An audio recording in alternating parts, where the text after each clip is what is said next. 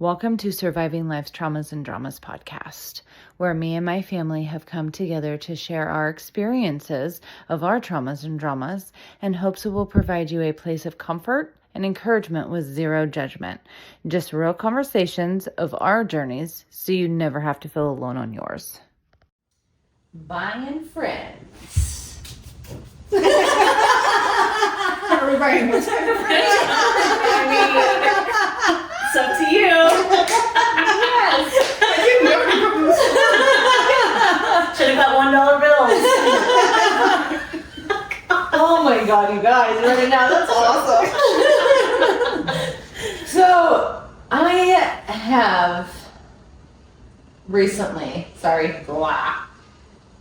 somebody told me recently, without shame, that they buy their friends. And I'm like, and I froze. I was like, wait, say that again, you what?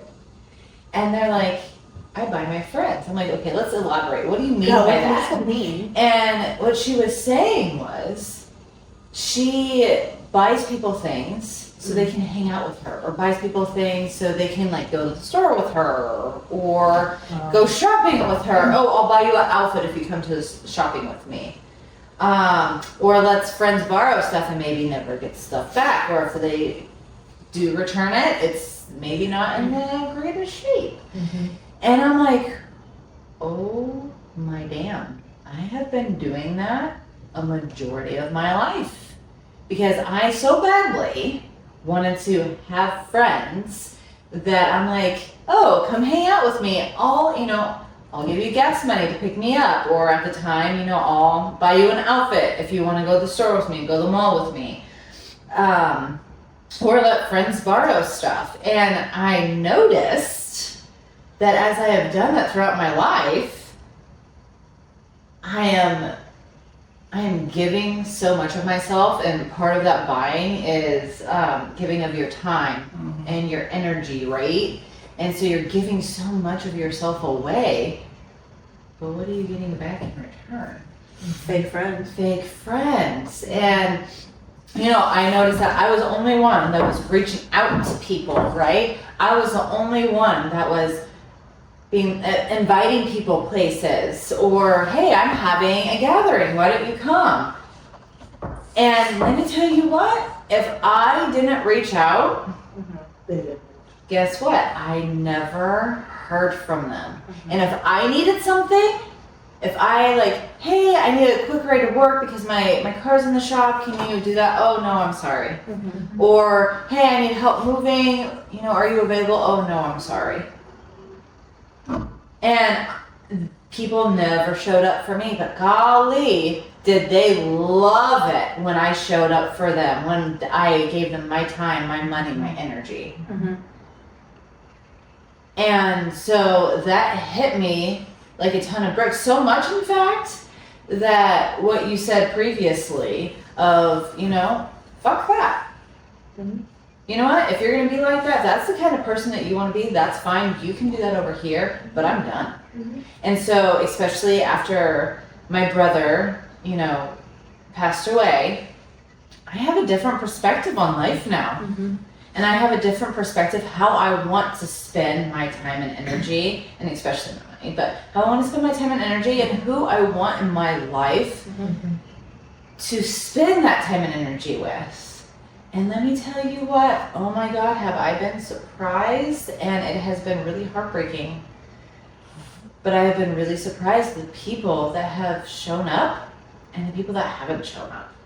And so I have realized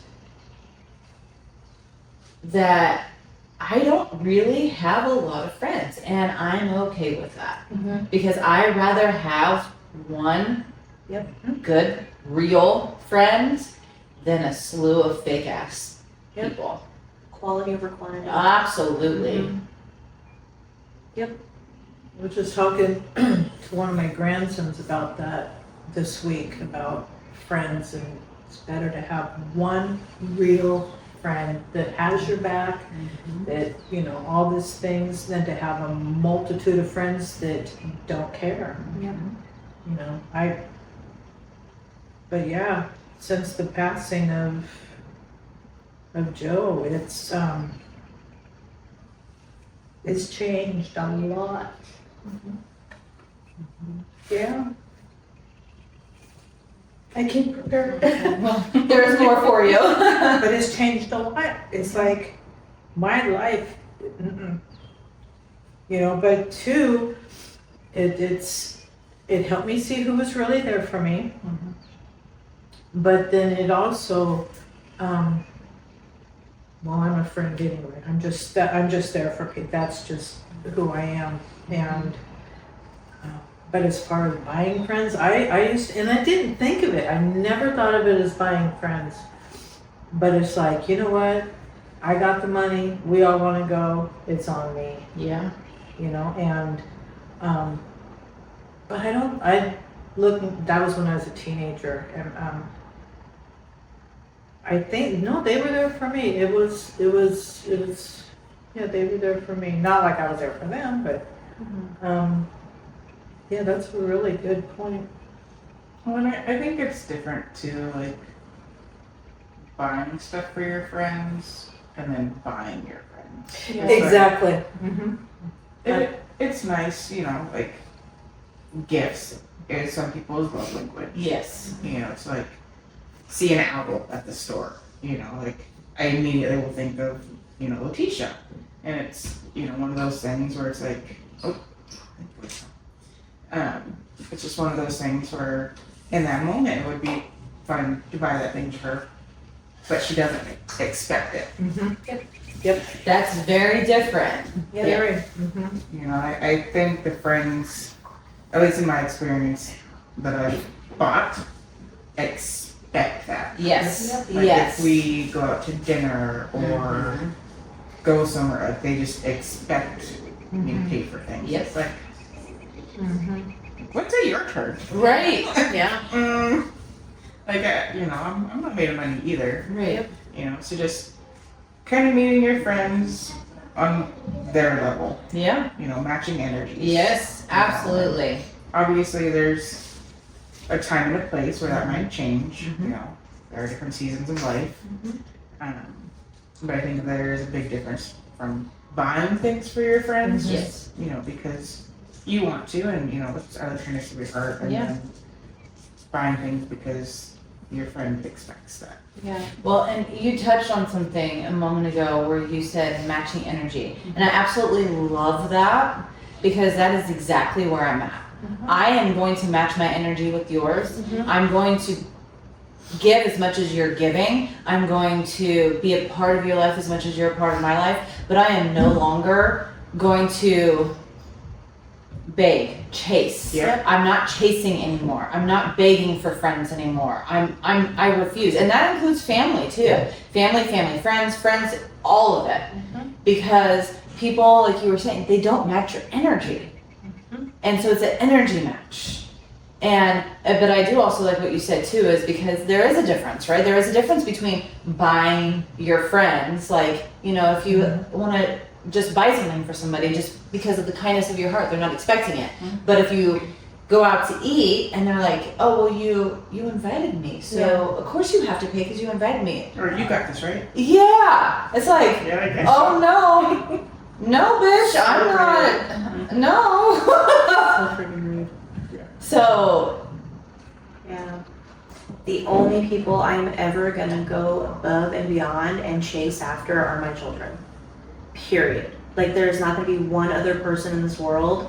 And my husband, I will to a point, but then I'm gonna get sick of it and be like, okay, I'm done chasing you.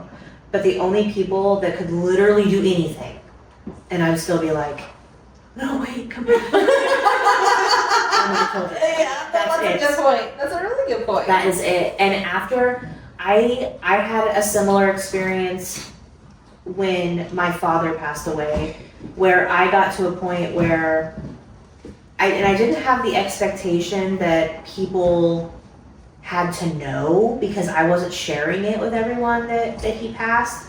But if you knew and you didn't give a crap, didn't care about you anymore. You were done. We weren't in each other's lives. Period. Like if I sat there with you while you cried about something and then I'm sitting there crying myself to sleep because my father's dead and you don't care, We're done. Just get up here. I'm a big giver. I guess that's my love language. Is that what it is when you do? I give. I truthfully give someone a shirt off my back. But I learned that because I'm a big giver, I'm not going to be used. It's like, you need it, I'll give it. But it's. I also can tell. I guess it's the vibe, as you guys put it, when someone is like, oh, I really need this. Do you mind? And it's like, it's like, okay, I'm a giver, and you're just trying to manipulate me to give to you. Yeah. I don't think so. No, yeah, there's been. That's a real turn off. But no, I think it's a balance. And I think some people can sense if you're a giver or not. And I remember years ago, my dad, me and one of my sisters, he wanted to go to Chinese food. And so we took him to Chinese food. And as we were sitting down eating, he says, so which one of you are going to pay for my dinner? Oh. And I'm like, Your father said this? yeah. Wild, what? I'm like, So well, were you adults? I guess that's me. What? Were you kids or adults? No, or we you were adults. Still, that's insane. Yeah, that was just a few years before he died. Surprise, yeah. He's like, I'm like, I thought you pretty good money, Dad. Why aren't you Yeah. paying for your own? Bro, you're rolling in it. What are you talking about? But Well, he was serious, and I was like, so I paid for it. And going back to what you were saying, Nicole, about when your dad passed away, about how you didn't tell a lot of people because of what you said, of people just not having that place in your life anymore, and people not showing up, and that's exactly how I felt too. And the people that I expected to show up didn't, and people that I didn't expect to show up did, and that blew my mind. Yep. But here's another thing: I didn't tell a lot of people either, like you, because it's like, for me though, I did not want a lot of people knowing, Yeah. because for me that made it true that he wasn't here anymore. And so if I didn't tell anybody, then it wasn't true. But that's off the subject. But anyways, I get what you're saying about being close guarded with things that you say to certain people, because not everybody is your friends. And people will act like they are, or act like they have that place in your life, because they are users, they are abusers, they are manipulators, you know what I mean? And they're going to be fake to have a certain place in your life so they can use that, because they know you have a good heart. They know that you're going to do whatever it is you can for them. Especially, talking about love languages, acts of service, that's a huge love language. And people know that that's in your life, and people will take advantage of that. And that's why, for me, I'm just like, no, I see you, and I'm not doing it anymore. Life is too short for that. I think it's really important, and I try to tell my kids about this a lot, to put people in boxes of your relationship with them, and how you can rely on them, or how they can even rely on you. Yeah. Because I'm not sitting here saying that I can be somebody that everybody can rely on. There's definitely been times in my life where I didn't show up for people the way they thought I should, or the way they thought I would. I'm not a perfect person, right? But I think that just in my nearly 40 years of life, I've realized that you can be friends in an acquaintance way with this certain group of people, and you put them in that box. And you don't necessarily have to expect them to be there for you for every single life event, and you probably won't be there for theirs either. And then you have these other group of people that are your family, but they're not your close family. You don't really talk to them very much. And then you have close family. And then you have your children and your husband. And then you have your best friends. And then you have your favorite aunts. And, you have people in different categories. But I think people do that, but then they expect more out of people than they give to people. And so I think that, by doing that, I can fully like hang out with people, invite people to like a party if I'm having it or go to theirs, and have no expectation whatsoever that if something life altering happens to me tomorrow, they're going to be there for me. And vice versa with them. It doesn't mean I wouldn't care. It just means that like I know they have other people that are in those places that I'm not in. Right. They have people in their circle that I'm not in. And same for me with them. So I think that like people like coming from the other lens of what we're talking about here, people are often like, oh well, they're just toxic, they're just dramatic, I'm cutting them off. Point blank period. I'm cutting them off. And I think that's also super toxic. Yeah. To like there's this big trend going around about like going no contact with my parents. I've gone no contact. And I just think it's like this silly little trend, and I do think there are some people that should be going no contact with their parents. Yes. For sure. Yes. But I think that it's like a trend where you're like, oh, well, my dad, he told me that I was a dodo head when I was 18 years old and kicked me out because I wouldn't work. No contact. And I'm not kidding, people do this. And I'm like, I just think that it's like all these different things can come in there, and people, it just goes back to how people just see everything so differently. Yes. Yeah. We all see the world so differently, Yeah. and we all have all different expectations and different standards, Yeah. and that's why I like to put people in their boxes. Really good point. I never thought of it like putting them in, but as you were saying that, I started thinking about the different boxes, people in my life, and it's like, wow, that's a good Yeah, way when to you put first that. started talking, I'm like, all right, where's she going? It's like, oh, she's out. We need to have a group meeting. She's out of here. Yeah, it was very No, it's interesting. really good. You know, I see the way you are with your family, and I think I've said this before, like, I admire it. Mhm. Like, you are definitely in a place in your life that I would love to get to. Like, you are a very strong woman. So, like, the things you say, I am listening. Oh, Like, it's- if we talk to no one else, like, we're talking to each other. Yeah. And I appreciate it. Yeah, I mean, when I say that to people, it does kind of like there's like this weird, you put people in boxes, hell. This weird reaction, but it's just like my own compartmentalization. That's It really makes good. sense. Yeah. So- Well, Yeah. and you know, going back to what you were saying, it's true, and it is very interesting to have you be in a room full of people and be very present in the conversations with them. And that is a unique ability that not a lot of people have. Because you're not listening to answer, you're listening because you're genuinely curious about their life, about what they're talking to you about. And sometimes, depending on who the person is, you're like, okay, cool. I'm gonna go this way, but you have a good day. And that's really something to be admired, honestly. Because Thank you. seriously, because not a lot of people can do that. Because people do not listen to learn or listen to understand. People listen to respond. To give their input. And I have had to catch myself a lot with this because I'm a fixer, so I want to fix everything, and so I'm like, okay, let's go. Like, what do you have to say? What can I help with? But I've had to learn to slow down, listen, and be like, and just be the observer. And so I think that goes back to buying your friends, because if you actually listen to people, you know who they are. Yep. And you know where they can be in your life and what box you're going to put them in.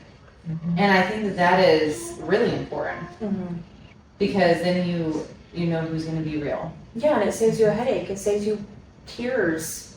It saves you a wet pillow at night. You know, like it really does. Because if you,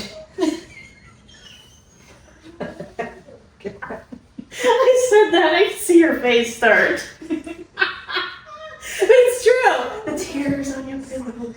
Like it saves it. It saves yourself trouble. And then also to just be like, listen, bitch, I ain't gonna be there for you either.